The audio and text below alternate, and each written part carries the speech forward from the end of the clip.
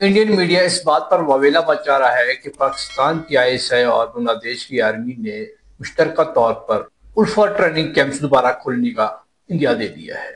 उनके अखबार में एक आर्टिकल छपा है जिसमें उन्होंने ये वाजे किया है कि उल्फा के जो लीडर हैं वो पाकिस्तान के आईएसआई के लीडर से मुलाकात कर रहे हैं। उल्फा का मतलब होता है United liberation front of Assam. ये वो ऐसी आर्मी है जो कि आसाम और दूसरी सेवन सिस्टर्स जो कि मशरक की रियासतें हैं इंडिया की, उनमें वो आज़ादी की तहरीकी लड़ रहे हैं। तो उल्फा आर्मी है वो इंडिया के लिए दर्द सर बनी हुई है। तो अब जो है कि एक आर्टिकल छपा इंडिया में, उन्होंने ये वाशगाफ किया है कि पाकिस्तान की आईएसआई और बांग्लादेश की आर्मी मिलकर उल्फा के ट्रेनिंग कैंप्स को दोबारा खोलने का इशारा दे रहे हैं, जो कि इंडिया की सिक्योरिटी के लिए बहुत बड़ा मसला है। पहले चाइना और पाकिस्तान से लड़ना पड़ती थी, अब उसमें बांग्लादेश भी शामिल हो गया है। जब से शेख हसीना वाजिद का इक़्तिदार खत्म हुआ है और वो यूनिस ने कमान संभाली है, तब से लेकर इंडिया को परेशानी लाहक हो रही है। मुख्तलिफ बॉर्डर्स पर इनको लड़ाई का सामना करना पड़ता है और परेशानियों का सामना करना पड़ता है।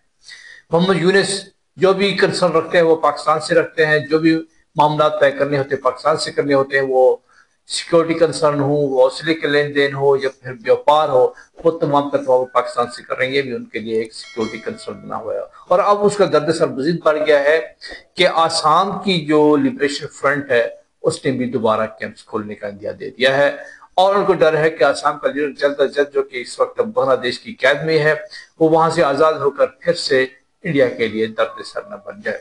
ये सब आपको आगे चलकर दिखाएंगे, लेकिन आगे बढ़ने से पहले आपसे गुजारिश है कि अगर आपने मेरे चैनल को सब्सक्राइब नहीं किया तो सब्सक्राइब कर दीजिए और वीडियो को लाइक भी कीजिए।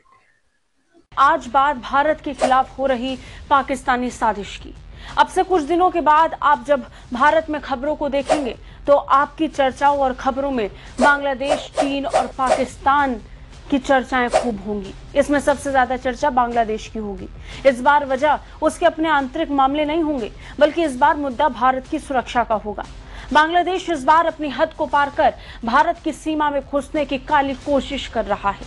प्लान भारत के असम में घुसकर उग्रवादियों का इस्तेमाल कर आतंक को फैलाने का है, जिसके लिए वो एग्जीक्यूशन की पूरी जिम्मेदारी पाकिस्तान की खुफिया एजेंसी आईएसआई को सौंप चुका है। आपको ये जानकर हैरानी नहीं होनी चाहिए कि भारत के उत्तर पूर्वी इलाके को दहलाने के लिए इस समय बांग्लादेश ही नहीं बल्कि पाकिस्तान भी पूरी तरह खुद को झोंक चुका है। बिना और देरी के चलिए जानते हैं पाकिस्तान बांग्लादेश का ये पूरा प्लान, जिसने भारत में खलबली मचा दी है। सबसे पहले असम से आ रही इस खबर की बात करते हैं, जिसने भारत के पूर्वी हिस्से में बवाल मचा रखा है। उत्तर में चीन और पाकिस्तान कम थे कि अब भारत के लिए बांग्लादेश की अंतरिम यूनुस सरकार आतंक का एक और मोर्चा खोल रही है। ये खबर बांग्लादेश से आ रही है। इनपुट्स और द ट्रिब्यून में छपी इस लेख पर आधारित है। सूत्रों के हवाले से रिपोर्ट में बताया गया कि पाकिस्तान की खुफिया एजेंसी आईएसआई बांग्लादेश की जमीन अपने काले मंसूबों को पूरा करने के लिए इस्तेमाल में ला रही है। रिपोर्ट की माने तो आईएसआई ने भारत के पूर्वोत्तर क्षेत्र को अस्थिर करने की कोशिश के तहत असम के उग्रवादी संगठन उल्फा के ट्रेनिंग कैंप को दोबारा खोलने की तैयारी शुरू कर दी है। जिस बीच खबर उल्फा को पूरी तरह बंद करने की थी, योजना इसके बंद हो जाने की थी, ठीक उसी समय पाकिस्तान असम को अस्थिर करने का प्लान तैयार कर रहा है। रिपोर्ट्स के मुताबिक आईएसआई के अधिकारियों ने कथित तौर पर उल्फा नेता और एनआईए का मोस्ट वांटेड परेश बरुआ से भी मुलाकात की है, जिस वक्त बांग्लादेश में ही मौजूद है। द ट्रिब्यून में छपी इस रिपोर्ट की माने तो बांग्लादेश बॉर्डर पर आईएसआई के लोग उल्फा के ट्रेनिंग कैंप को खोल रहे हैं। खुफिया सूत्रों के मुताबिक असम और पूर्वोत्तर राज्यों के पास बांग्लादेश में कुछ ट्रेनिंग कैंप खोले जा चुके हैं। पाकिस्तान की आईएसआई असम और नॉर्थ ईस्ट इंडिया को अस्थिर करने के लिए बांग्लादेश में उल्फा के ट्रेनिंग कैंप्स को फिर से खोल रही है। असम के सीएम हिमंत बिस्वा शर्मा ने उम्मीद जताई है कि उल्फा नेता परेश बरुआ शांति चाहते हैं, लेकिन उल्फा कैंप्स का दोबारा खुलना भारत के लिए चिंता का विषय है। तो वैसे में चलिए जानते हैं क्या है पूरा मामला और पाकिस्तान के आईएसआई का इससे क्या लेना देना है।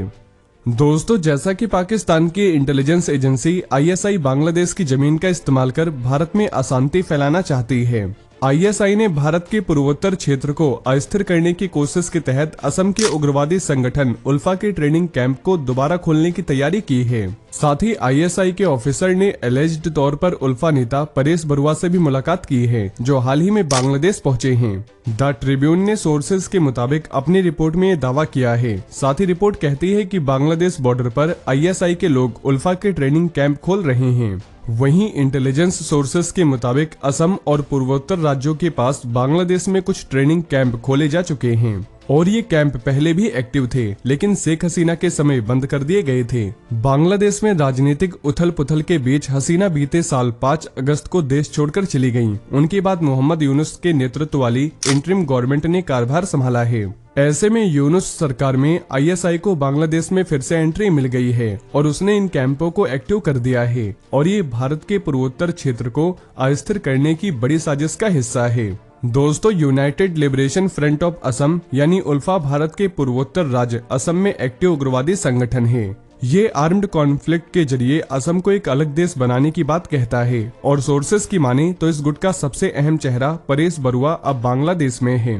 बांग्लादेश की कोर्ट ने पिछले महीने बरुआ की उम्र कैद की सजा को भी घटाकर 14 साल कर दिया है और बरुआ का नाम भारत की एनआईए की मोस्ट वांटेड लिस्ट में भी शामिल है। वहीं इंटेलिजेंस एजेंसीज को लगता है कि बांग्लादेश में रिसेंट चेंजेस को देखते हुए बरुआ जल्द ही आजाद हो सकता है। इसके बाद पूर्वोत्तर के बारे में उसकी गहरी जानकारी का इस्तेमाल आईएसआई क्षेत्र को अनस्टेबल करने के लिए कर सकती है। वैसे असम के सीएम हिमंत बिस्वा शर्मा ने हाल ही में इस ओर इशारा करते हुए उम्मीद जताई थी कि निर्वासन में रह रहे बरुआ अपने होम स्टेट को अस्थिर यानी अनस्टेबल नहीं करेंगे। वहीं इंडियन सिक्योरिटी फोर्सेस ने हाल ही में बांग्लादेश सीमा पार से अरबी, उर्दू और बंगाली में वायरलेस कम्युनिकेशंस को इंटरसेप्ट किए जाने का भी दावा किया था। इससे पश्चिम बंगाल की सीमा से लगे क्षेत्रों में आईएसआई की मौजूदगी को लेकर चिंताएं पैदा हुई है और ये स्थिति भारत की सुरक्षा के लिए एक बड़ा खतरा है। ऐसे में सुरक्षा बलों ने हाल के प्रॉब्लम्स को देखते हुए सीमा पर सुरक्षा भी बढ़ा दी है।